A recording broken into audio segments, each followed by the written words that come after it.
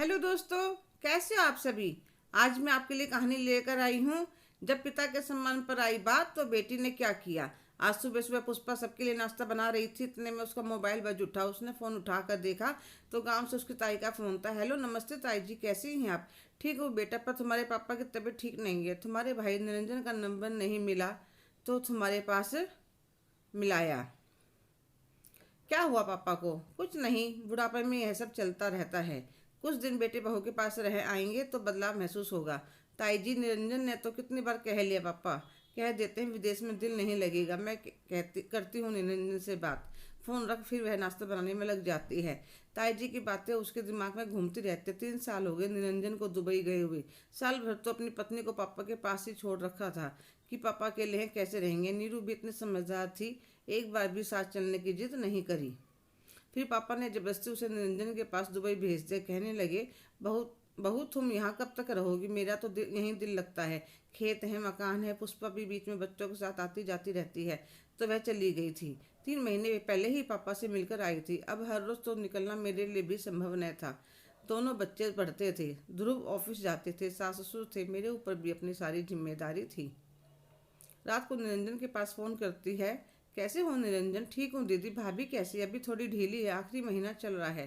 गांव से ताई जी का फ़ोन आया था, कह रही थी तुम्हारा फ़ोन मिलाया था, मिला नहीं हो सकता है दीदी, नेटवर्क की दिक्कत हो। क्या कह रही थी। कह रही थी पापा को ले जाओ, कुछ दिन तुम्हारे पास रहेंगे तो उनका मन बदल जाएगा। पर दीदी अभी तो मैं इस हालत में नीरू को अकेला नहीं छोड़ सकता।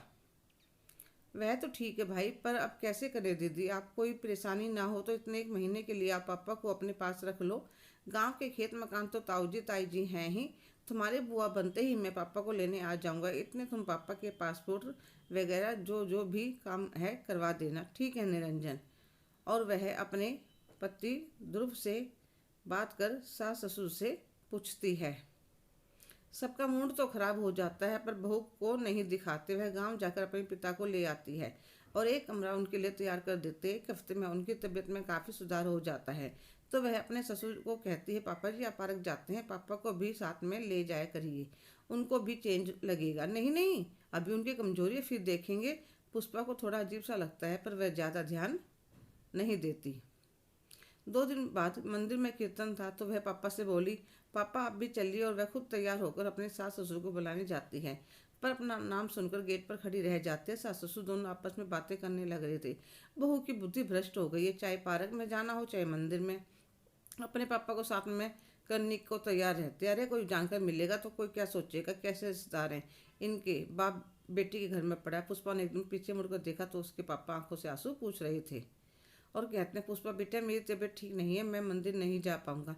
कोई बात नहीं पापा, मैं भी आपके पास ही रहूंगी। सोचती है ध्रुव से इस बारे में बात करूंगी। वह उसके पास पासपोर्ट के लिए फ़ोन मिलाती है। सोचती है इसी बहाने मम्मी जी पापा जी की बात भी बता दूंगी। पर उसके कुछ बोलने से पहले ही ध्रुव शुरू हो जाता है। अरे यार करवा दूंगा पासपोर्ट का काम, तुम्हारे भाई ने अपना काम मेरे मत्थे डाल दिया। पुष्पा को बहुत दुख होता है। मैंने इतने सालों तक इनकी सेवा में कोई कमी नहीं रखी, पर इनमें से किसी को भी मेरी भावना का कोई ख्याल नहीं है। 6 महीने में ही छोटी बहू ने सास ससुर को दोनों को घर से चलता कर दिया था, पर मैंने कभी भी उनके मान सम्मान में कोई कमी नहीं रखी। पर अपने पापा की तौहीन बर्दाश्त नहीं करूंगी।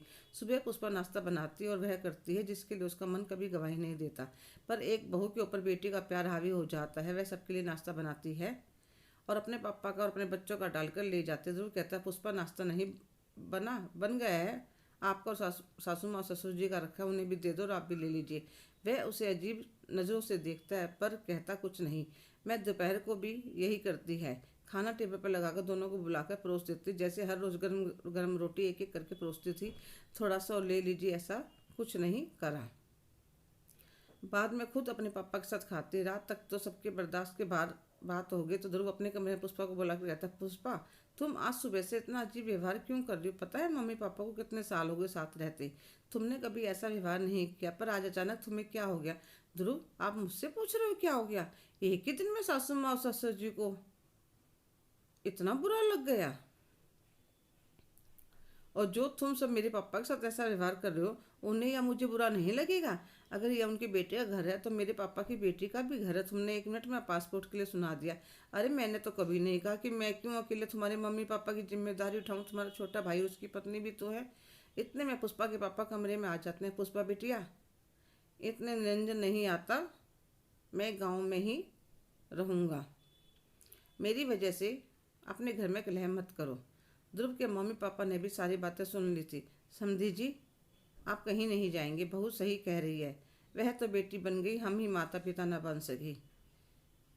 बहू, ध्रुव भी माफ़ी मांगता है, सब पुष्पा को भी सॉरी बोलते हैं। उसके बाद से जब तक निरंजन नहीं आता, उनके मान सम्मान में कोई किसी तरह की कमी नहीं होने देती। हेलो दोस्तों, कैसे हो आप सभी?